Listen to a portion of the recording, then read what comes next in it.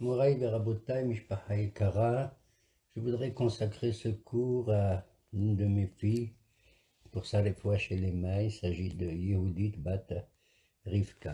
Veuillez de votre côté aussi, si vous avez la possibilité, de faire la tfila à son sujet. Il s'agit d'une de mes filles avec laquelle je faisais ce cours, mais avec une autre qui s'appelle Rachel aussi, qui m'accompagne aujourd'hui dans la paracha de cette semaine qui introduit le troisième livre de Humash, en l'occurrence le livre de Vaïkra, qu'en français nous appelons le Lévitique, puisqu'il traite essentiellement des lois concernant les Kohanim, les Lévi'im. Et la première paracha, Vaïkra, indique tout de suite l'essentiel, apparemment, en tout cas pour l'époque, de la akrava vis-à-vis d'Akadosh Baruch Hu. Comment peut-on s'approcher d'Hachem? Et c'est absolument un thème qui aujourd'hui me paraît presque inaccessible pour notre esprit compte tenu de la modernité, mais qu'il faut tout de même aborder, étant donné que la mentalité de l'époque permettait justement une telle notion, à savoir celle des sacrifices. Adam qui akriv, mikem korban ladonai. Lorsqu'un homme approche de vous-même un sacrifice pour l'Éternel. Si l'on s'en tient au sens obvi, au sens du pshat de ce passouk, ça veut dire que l'homme doit s'offrir lui-même, Adam qui akriv, mikem, n'est-ce pas, en tant qu'homme d'Hachem. Et la suite du verset vient rectifier ce que l'on pouvait imaginer, à savoir que Dieu a donné la vie et pour lui dire merci, il faut la lui rendre, étant donné que la Neshama vient de lui, Naron, et que d'une certaine manière, même si le corps a rempli sa mission ici-bas sur terre avec un certain nombre de mitzvot, il est, pour ainsi dire, le moyen qui permet justement d'élever notre Neshama. Et donc, apparemment, sur un plan, je dirais, très, très absolu, très virtuel, il est absolument nécessaire de rendre notre vie à Kadosh Baruch Hu qui nous l'a donné à un certain moment. Est-ce Et que, cela, oui, est-ce que ça fait pas allusion au fait que des fois un homme, oui, il fait quand même un sacrifice presque de lui-même pour telle ou telle mitzvah. Il a bien, vraiment besoin de bien, sacrifier sa personne. bien entendu, ma chère fille, vous voulez rectifier, non pas rectifier, mais disons, considérer que toute mitzvah que l'on fait, comme la tzedaka d'ailleurs, hein, ou les gmilot trasadim, ou une autre mitzvah, peut remplacer quelque part, hein, de manière la plus noble, entre guillemets, c'est ça que vous voulez dire, la notion du sacrifice individuel de la personne. De la propre personne, pas d'un De la animal. propre Oui. personne, bien entendu. Mais si j'ai introduit ainsi le cours, c'est justement pour susciter votre réaction, d'autant que, je me permets de le dire, lorsqu'Abraham a accepté de faire, de surmonter les 10 épreuves, les Asara Nishonot, la dernière d'entre elles, les 9 premières n'étaient apparemment pas suffisantes pour montrer son amour pour Akadosh Baruch Hu, Nachon. Mm. Il a fallu la 10e, en l'occurrence Arkeda de Yitzhak. Et c'est une notion qui nous rend perplexes à tel point que lorsqu'on veut se faire pardonner nos péchés, par exemple à Rosh Hashanah, si on sonne du chauffard, c'est pour évoquer la corne du haïl, du bélier, qui est venu remplacer Yitzhak dans son sacrifice, n'est-ce pas? Mm. À tel point que Hachem, il est dit là-bas qu'Abraham a mis Yitzhak sur le mouton qu'il devait, sur le haïl, le bélier qu'il avait sacrifié, comme s'il avait sacrifié Yitzhak. Et cette mitzvah, entre guillemets, mitzvah, a été donnée par qui? Elle ne provenait pas de manière naturelle d'Abraham de sacrifier son fils, elle venait d'Hachem. Mhm. Hein? Il lui a dit, prends ton fils, tu vas l'offrir. En vérité, je pense qu'il s'agit pas d'un guet-apens, shalom, mais d'une manière de voir jusqu'à quel point Abraham Abinu, qui était la mida du Hesed, du don total, comme il en a fait preuve tout le temps, était capable de donner son fils. Cela va à l'encontre que si Barminan, un homme s'offre en sacrifice, alors à ce moment-là, il ne pourra plus faire les mitzvot que Dieu lui a donnés. comment va-t-il se marier, comment va-t-il avoir des enfants, comment va-t-il mettre les téphilines et le talit, etc., etc. En vérité, il s'agit d'une épreuve maximale qu'Akadosh Baruch Hu a donnée pour voir jusqu'où peut aller le Hesed d'Abraham et lui dire que ce Hesed, il a une limite et que ce qui compte en vérité, c'est de maintenir en vie son fils, Yitzhak, qui lui est contraire à son père. Abraham est Midata Hesed alors que Yitzhak, il est Din. Midata Din. Le Midata Din, ça veut dire que l'homme effectivement est prêt à donner sa vie aussi au nom du Din à Dieu, mais pas de cette manière. De toute façon, nous sommes dans un texte qui est, apparemment incite à offrir des sacrifices. Nahon, il y en a plusieurs sortes. Il y a la Rola, il y a la Hatat, il y a la Hacham, il y a la Shlamim. Nahon, et pour un certain nombre de péchés.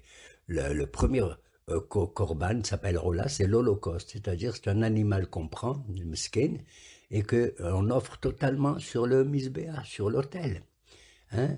Personne ne jouit de quoi que ce soit d'une telle offrande. Nachon. Et il y a la hatat qui, lorsqu'un homme a fait un péché, bon, hatat, ça veut dire péché, il offre un sacrifice. Mais tous les corbanotes qu'on fait pour ainsi dire, se faire pardonner les péchés, n'ont aucun sens, disent nos hachamim dans la Gemara, si au préalable l'homme ne fait pas teshuva. Il faut faire teshuva. D'accord? J'ai volé quelqu'un, alors je vais faire un sacrifice, ça y est, non, il faut que je le rembourse, etc., etc. Donc, euh, Rambam lui-même, et c'est une mahloquette entre lui et Ramban Nahmanide, Maïmonide contre Nahmanide, lui, lorsqu'il parle dans son livre Moreh Nevuchim, Dalalat al-Hayrin en arabe, il dit que la notion des korbanot est une espèce de concession que Dieu a fait, Nachon, aux Juifs. Pourquoi? Parce qu'ils étaient habitués dans le milieu culturel humain de l'époque, de toutes les nations pratiquement, qui faisaient des korbanot. Et pour eux, c'était la manière d'évoquer le souvenir d'Hachem et de se faire pardonner. Alors il aurait maintenu, je dis au conditionnel, dit Rambam, la notion des sacrifices, mais en Israël, il faut l'israéléniser, pour ainsi dire, la judéiser, avec des lois tout à fait particulières. Contre lui vient le Ramban Nahmani, dit pas du tout que cette histoire, les korbanot, c'est pas une concession, c'est vraiment des mitzvot qui viennent d'Hachem directement, qui n'ont rien à voir avec ce que font les autres. Et il dit non, la preuve, c'est qu'avant même la Avodazara, on raconte comment il s'appelle, Noah a offert un sacrifice, alors qu'il n'y avait pas de Nahon, il n'y avait pas cette notion de lui-même. Même avant Noah, tu sais qui c'est le premier homme qui a offert un sacrifice? Qui c'est? Caïn et Ève ont offert des sacrifices sur leur autel. Nahon. Avant eux, qui c'est? Adam. Et on dit dans le Midrash, pas dans le texte de la Torah, on dit dans le Midrash qu'Adam aurait offert un animal disposant d'une seule corne. Je ne sais pas pourquoi, à quoi ça ressemble, mais enfin, mes chers auditeurs, réfléchissez à ça. Pourquoi un animal d'une seule corne? Peut-être ça veut dire qu'à ce moment-là, la violence n'existait pas. Les cornes, en général, représentent une violence. C'est ce qui permet à l'animal de se battre. D'accord? Et donc, Adam a reçu, donc, de son temps, il était le seul. Donc, il ne pouvait pas être soumis à aucune influence, si ce n'est que comme si c'était un sentiment personnel, volontaire de sa part de faire un tel korban. C'est ce que dit Ramban contre Rambam. Moi, je suis étonné. Est-ce que Rambam, il n'a pas lu tout ça? Il n'est pas au courant de tout ça? Nahon, d'autant qu'il a écrit tout un livre de halachot. Nahon, dans son Yad HaZakat, dans son Mishneh Torah, il y a un tas de chapitres sur la notion des korbanot, avec des multiples détails très compliqués sur la notion de Tahara, de Tum'a, de Kadosh, de Hol, etc., en fonction des différents péchés que l'on fait, et naturellement qu'on peut le faire qu'à l'intérieur exclusivement d'une centralité, pas partout, du Beth Amikdash à Yerushalayim. Donc à Rambam, aurait certainement eu l'idée qu'en écrivant cela, que les korbanot pouvaient être admis dans l'avenir. C'est une question que notre civilisation actuelle J'ose le dire, et je suis perplexe, je ne peux pas donner une réponse affirmative ou négative à ce sujet, mais il me semble très difficile de voir aujourd'hui des hommes, si le Beth Amikdash était construit, de pouvoir faire ce nombre de sacrifices. D'autant que si je fais le compte, ma chère fille, de tous les sacrifices que l'on offre pendant toute une année, c'est des centaines.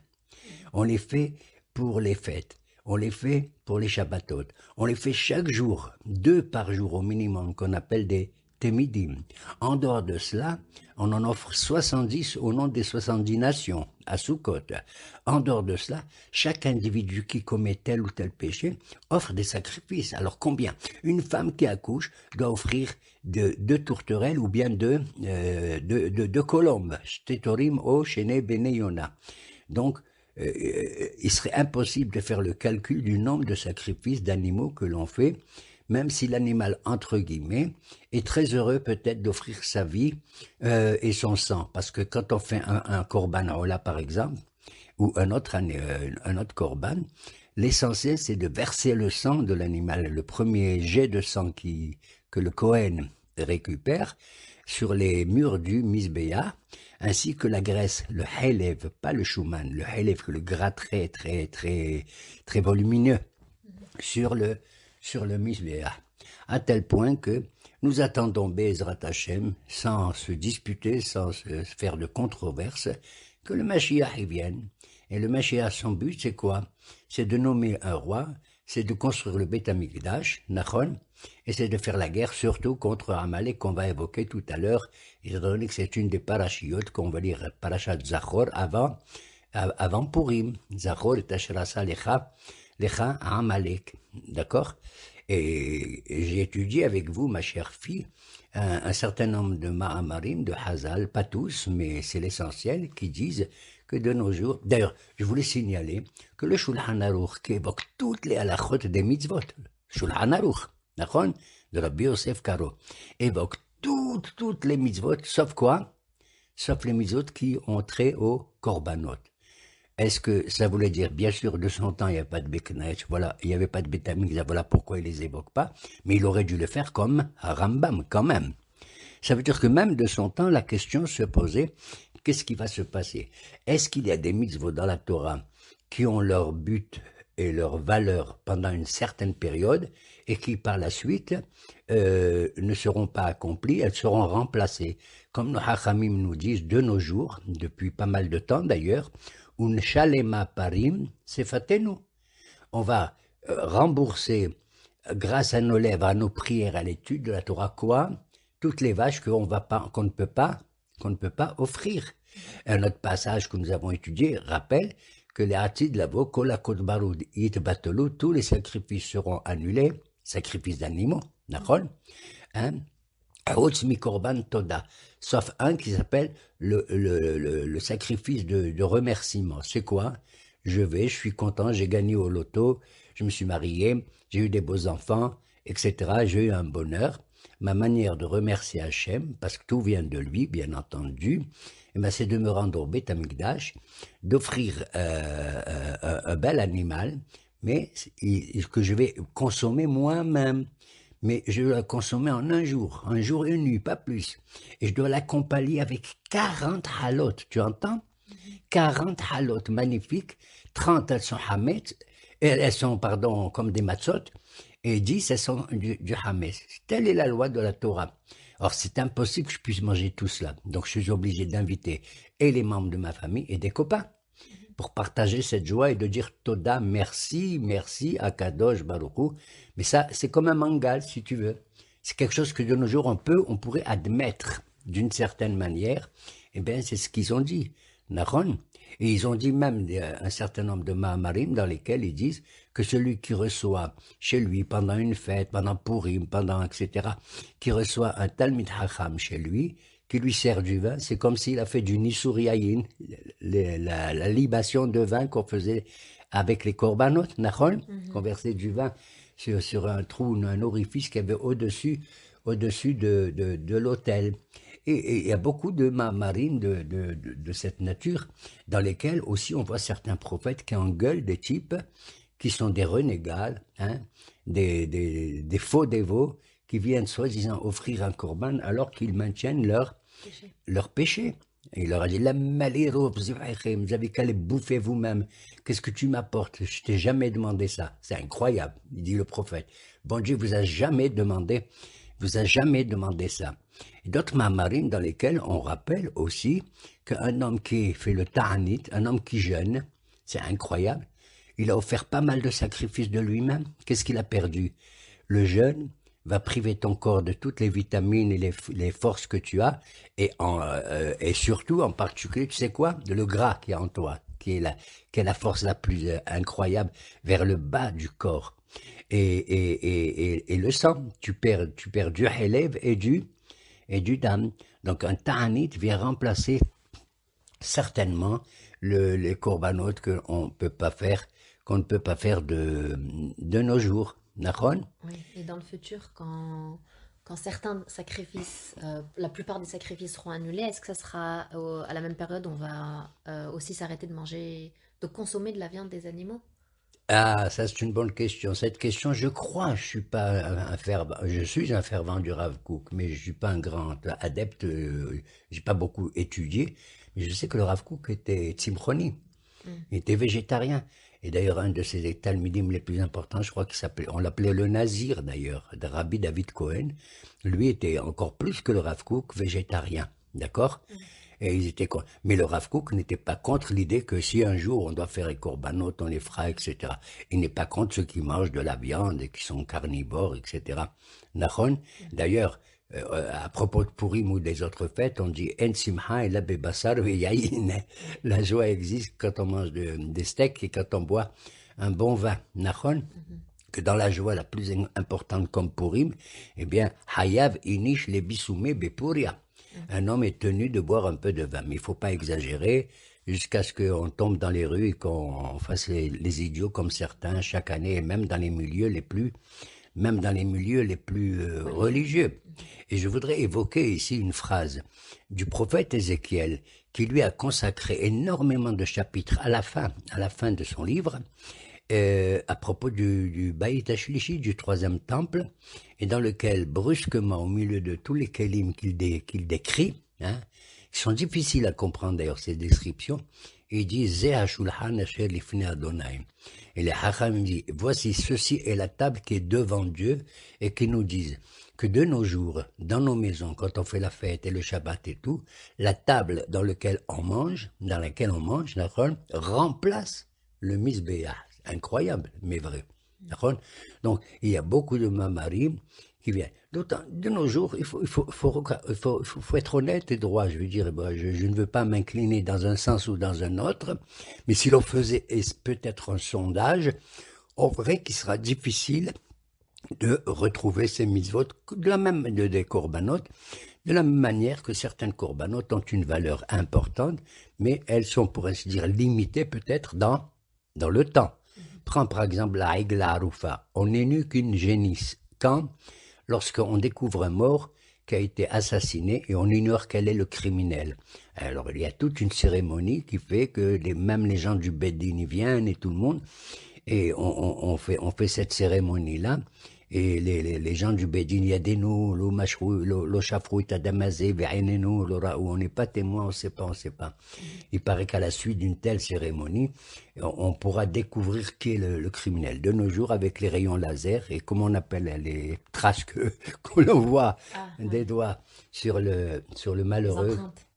les empreintes, on pourra découvrir avec le Shabbat, avec tout ce que tu veux, éventuellement le criminel en question. Donc ce livre de Vaïkra, ce qui est tout à fait étonnant au niveau de la pédagogie, c'est ce que nos maîtres nous disent. Quand tu inscris au Kita Aleph, Kita Bet, des enfants au Talmud Torah, la première des choses qui leur enseigne le Moré, le Rav, tu sais quoi? C'est le livre de Vaïkra. Ah bon. Incroyable. Comme si l'enfant était, pour ainsi dire, plus mûr que moi, adulte, pour comprendre ces notions. On raconte qu'un jour, un Moré, il ne savait pas comment enseigner ce livre de Vaïkra avec les offrandes. Dans sa classe, il a pris de la viande, j'en sais ce qu'il a pris comme, hein, et il s'est mis à la brûler devant eux, etc. Il y a eu une odeur, ils étaient tous contents de voir un tel spectacle. C'est comme un mangal à leurs yeux. Bon, Moraï Varabotaï, Vaïkra, personne n'est en mesure de décider lorsque le Mashiach viendra pour qu'on puisse véritablement décider de leur continuité ou non pas leur abolition véritablement, parce que c'est un spectacle qui peut, je vais te dire, qui peut effrayer certains aussi, il faut dire la vérité, et plus particulièrement qui? Les femmes.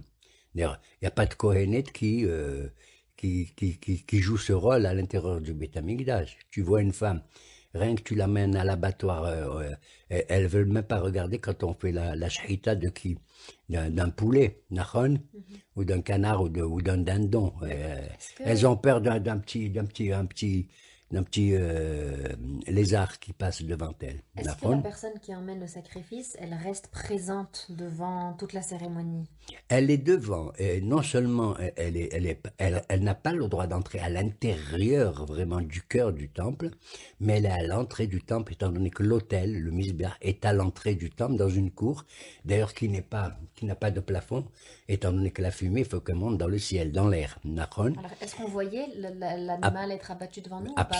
Pas seulement qu'on le voyait, mais l'abattage était permis par chaque individu qui apporte son corban. Alors, est-ce qu'un des Si rôles... maintenant il refuse, si moi je refuse, j'ai peur, je veux pas, je veux et que ça, alors c'est le Cohen qui fera la shehita, d'accord.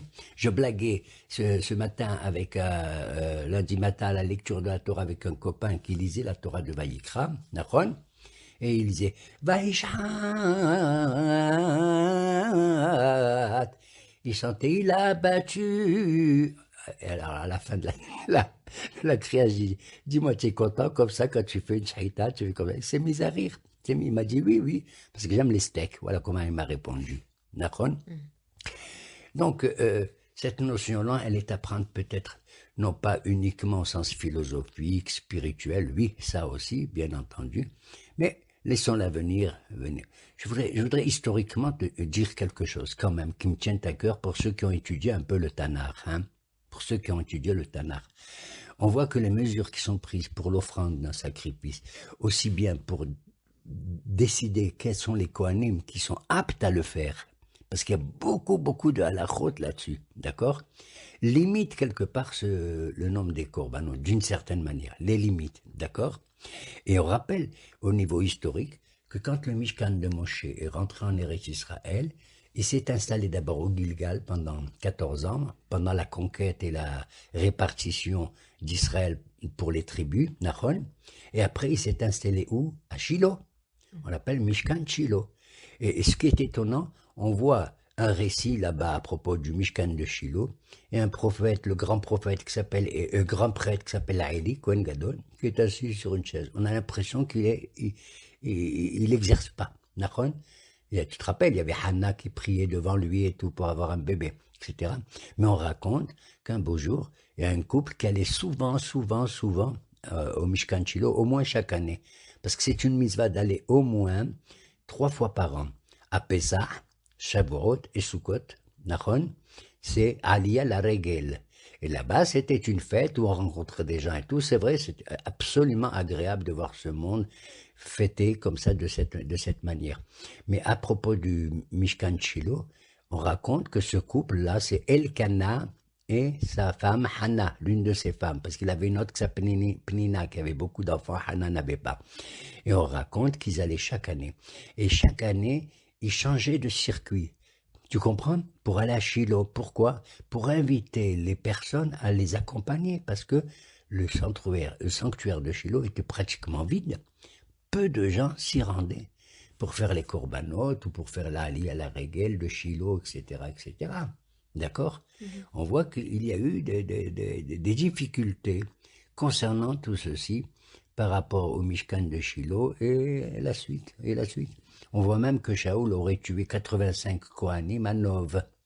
Là, le Mishkan Shiloh est allé à Nov, etc., etc. Alors, Moraï Verabotai, la question reste en suspens, mais nous faisons confiance dans la Torah et nous faisons confiance dans le fait que, effectivement, comme j'ai dit pour la Hagla, il n'est pas évident qu'on la fasse de nos jours, Nahon, comme certaines mitzvot qui sont pas d'actualité, mais qui conservent au niveau de leurs idées, leur caractère tout à fait simple pour la période qu'envisage la période biblique, à tel point que nos maîtres nous disent, tu sais maintenant, Zot Torah, la Ola, la Minha, la Milouim, ou Zibah Hashemamim, Zot Torah, cette Torah-là, elle vient remplacer comme en arabe, la Ola, on veut pas de ta Ola. La Minha, on veut pas de ta Minha. La Shlamim, on veut pas de ça, on veut pas de ça. Beaucoup de misvot comme ça, de Mahamarim, de Nahakam. Un type qui porte le talit et le filim, c'est encore mieux que de faire des korbanot. Un type qui étudie la Torah, un type qui fait sa tfila, etc. Beaucoup de Mahamarim de ce genre, qui viennent d'une certaine manière réconforter un peu notre cœur de l'absence de notre Beth Amikdash. Mais nous souhaitons qu'il soit reconstruit et qu'Hachem et Akadosh Baruch Hu puissent nous donner la possibilité. Je voudrais conclure Moraï Verabotai pour l'actualité tout de même. La semaine prochaine, nous évoquerons la fête de Purim qui est absolument essentielle. Mais les semaines, les Shabbatot qui précèdent Purim et Pessah, il y en a 4, où on lit 4 passages spéciaux dans la Aliyah la Torah, Nahon. C'est ce qu'on appelle Shazbah. Shin Zayin Pehet. Shin c'est Shkalim, on l'a déjà fait, c'est-à-dire la paracha où l'on demande à chaque juif âgé de plus de 20 ans d'offrir au moins pour le Beth Amikdash un demi-cycle, cycle de l'époque, hein, c'est pas des petits shekels de nos jours, c'est les cycles de l'époque, c'était important, c'est une somme importante, et chacun devait l'offrir. On annonçait cela le premier jour du mois de Hadar, à Rosh Chodesh Hadar, de telle sorte qu'on réunissait tous les finances qui permettront d'avoir le budget annuel des corbanotes. Et on mettait tout ceci au début du mois de Nissan, puisque c'est la fête de Pessah, c'est le début de l'année par rapport au mois. Donc les cycles devaient permettre la rénovation, les travaux qu'on devait faire à l'intérieur du temps et les corbanotes. Ça s'appelle shkalim, d'accord? Les cycles, ce sont des vrais socles, comme je l'ai dit. Et après les shkalim, il y a la paracha spéciale de Zachor qu'on va fêter ce Shabbat, dans lequel on évoque qu'on ne doit pas oublier du tout, on doit se souvenir chaque fois, ce que Amalek nous a fait. Amalek, c'est la nation la plus affreuse qui existe. Pourquoi? Parce qu'en général, les guerres avec les autres nations, elles avaient une motivation, plus ou moins. Si Moab ou Ammon ou Sihon ou Og, Melech HaBashan, ils ont fait la guerre, c'est parce que, ils ont eu peur qu'on les attaque, soit parce que il y a des problèmes d'ordre territoriaux, il y a des revendications à droite, comme les AfD là, entre la Russie et l'Ukraine de nos jours. Il y a une motivation, valable ou pas valable, mais il y a une motivation. Ou une motivation d'ordre économique ou culturel ou idéologique, d'accord? Mais Amalek, il nous a attaqué 2 semaines, même pas après, 1 semaine après le Kriyat Yam Souf. Alors que nous étions un peuple Ayef Veyagia, comme dit le texte, fatigué et tout, on était encore des Avadim, pour ainsi dire. Hein? On n'était pas aguerris au sens propre du terme. Il est venu, va y avoir Amalek. Il est venu Amalek, il nous a accueillis, il nous a attaqués pendant Refidim. C'est vrai que pour certains de nos commentateurs, ils disent, on était fatigués, qu'on avait un peu un doute sur malgré les miracles qu'il y a eu, hein, sur la présence divine. Ils ont dit, est-ce que Dieu, il est avec nous ou pas du tout? Étant donné qu'on est dans le safek, dans le doute, elle est venue la nation du doute, parce que ce qui est certain, un type qui veut pas faire les mitzvot, il les fait pas. Bon, il les fait pas. Mais il y en a un, le péché le plus grave, c'est le doute. Quand on met le doute en toi, tu sais pas si le bien c'est le bien, si le mal c'est le mal, et pourtant tu remplaces le bien par le mal et le mal par le bien, etc. D'ailleurs, le mot safek a pour valeur numérique combien? Samer, P et Kouf, 240. C'est exactement la valeur numérique de qui? De Amalek. Amalek est venu, alors d'où il vient, on n'en sait rien. Il n'avait aucune revendication vis-à-vis de nous. Qu'est-ce qu'il avait comme revendication? Rien. On n'était pas à sa frontière, on lui a rien demandé. Et ce Amalek est le petit-fils, tu sais de qui? De Esav. De Esav, le frère de Yaakov. Hein, c'est le fils de Eliphaz et tout. Il est venu nous attaquer. Alors on dit comme ça, quand tu fais un péché, à ce moment-là, bon, ben tu fais tchouva, mira, me'ava et tout, et peut-être qu'il t'envoie telle ou telle épreuve, le bon Dieu. Mais s'il t'envoie un Amalek ou Ali, ça veut dire que tu es dans le doute total, dans l'incertitude, que Dieu préserve. Un type, il dit, le bon Dieu, je ne sais pas s'il est là, il n'est pas là. Il est. Mais Amalek, il te met le doute. Ça fait que 240 égale Amalek. Alors c'est pour ça qu'on dit En Sintra qui Atarat Asafek. Voilà, absolument. Parce que l'incertitude maintient l'homme dans une situation incertaine et d'une certaine manière, je dirais, inhumaine, totalement inhumaine. Il faut pencher d'un côté ou de l'autre, pour ainsi dire, bien sûr. Il faut souhaiter que ce soit le Yetzeratov qui domine le Yetzerara et tout. Mais même s'il y a le Yetzerara, écoute, je voudrais conclure en disant une chose. On a fait aujourd'hui le Siyum de Maserhet d'un traité talmudique qui s'appelle Hagiga. Très compliqué et qui traite beaucoup de choses sur la Touma, la Kedusha, le temple et tout. Et elle termine par un Mahamar, par une phrase que j'ai adoré, dans laquelle il est dit Moraï Verabotai, sachez que Akadosh Baruch Hu, il va recevoir Kol Israël et Shlaim Helek, L'Olam Abba. Sheneemar, Ve'amer Kulam, Tzadikim. dis-moi, et ton peuple, tous ces des tzadikim, les Olam Yishoar, ce n'est seulement Ta'im Asiyad Aleit Pa'er, on le dit ça avant chaque Dvar Torah, ou après chaque Dvar Torah Nachon, et on fait le Kaddish. Et là, la conclusion de cette Gemara de Hagiga, elle est merveilleuse, cette conclusion. Elle dit que qu'est-ce qui se passe quand un homme il quitte ce monde, les Inouchmet, tous ceux qui nous ont quittés, qu'on a aimé beaucoup.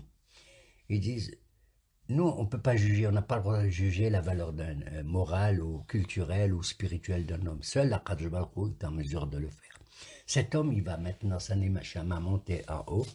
Pendant 12 ans, après sa mort, il est dans une montée comme ça, plus ou moins lente, etc., vers ce à quoi il aspire, le bonheur dans le Gan Eden. Et quand il arrive, s'il a fait tellement de péchés, tu sais qui c'est qui se trouve devant le Gehinnom, pas devant le Gan Eden. Le Gan Eden, il est ouvert, celui qui a son carte de visa, il va direct dedans, d'accord? Mais il y a des gens incertains et tout. Ils arrivent devant le Gehinnom. Tu sais qui c'est qu'il y a devant le Gehinnom, le chomètre, le gardien? Amalek. Non, non, c'est beau ce que tu viens de dire. Mais c'est quelqu'un de plus beau de loin, les Havdil, Abraham Abinu. Et Abraham Abinu, si c'est un homme, il dit, tu as fait au moins la Brit Mila, c'est la seule mitzvah que tu as fait dans ta vie. Tu sais, quand tu as fini toute sa vie, Barmenan, il va au Gehinnom. Oui. Tu vas y aller au Gehinnom, tu vas y aller au Gehinnom. Mais moi, je vais prier pour toi et tout. Et je vais t'envoyer au Gehinnom, mais dans un endroit où le feu, il est le moins fort, pour ainsi dire. Il diminue. Et pour conclure, ils disent que même un pécheur de Am Israël, et c'est valable aussi pour la Hassidé ou Motaolem, je tiens à dire ça. Il y a parmi les goïms des gens qui sont des Hassidim, des gens merveilleux qui font du bien autour d'eux. Il n'y a pas que des salopards comme ce que je ne veux pas dire certains, un pays de l'Orient qui nous embête. D'accord? Eh bien, il y a des Hassidé ou Motaolam. D'accord? Et Abraham Abinu, il joue mamash ce rôle, et la Gemara elle termine par une phrase de Shirachirim. Kefella harimon raqatir. Kefella harimon raqatir. Arekanim shebecha, ils sont pleins de graines comme le rimon, comme la grenade. Mazarekanim, les juifs les plus vides, les grands hilonim, les abdil. J'emploie pas ce mot au niveau péjoratif, mais des gens qui ne sont pas religieux du tout, les pauvres.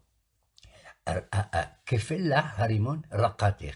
Les plus vite parmi les juifs, ils sont comme une tranche de grenade, c'est-à-dire la grenade, elle a des graines, d'accord? Elle est pleine de mitzvot. Comme ça dit la Gemara, je suis devenu fou. Ça veut dire on ne juge pas un juif, même s'il n'est pas très pratiquant et tout. Tu sais pas tout le bien peut-être qu'il a fait à côté.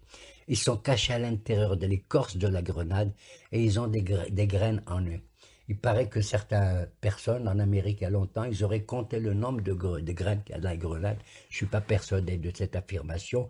Ils auraient vu qu'il y a dedans 613 graines. Mhm. Non, moi j'ai vu des graines, j'ai pas vu 613, la vérité. D'accord. Mais pour eux, peut-être qu'ils ont divisé chaque graine en deux petites demi-graines, ou j'en sais rien, sans apporter la migraine à chaque juif qui doit être qui doit être proche de Akadosh Baruch Hu, les Hatid là-bas. Amen. Kenny Ratzon. J'ai pas fini, on termine. On a dit Shkalim et on a dit quoi? Zachor. Zachor. Ah, les deux autres avant Pessah, c'est Shazbah, c'est Paradouma, on doit lire. Mhm. Étant donné qu'avant d'entrer dans le temple, on doit être pur, enlever la Touma qu'on a à nous, grâce à l'eau qu'on appelle Menida. Et la dernière paracha, c'est Hodesh, à Hodesh Lachem, Rosh Hodashim. Et Ratson qu'on entre dans la nouvelle année de Pessah comme il convient, en faisant en sorte que notre maison vient dignement remplacer tous les sacrifices que nos femmes elles font quand elles font la cuisine. Amen, Kene Ratson. Amen.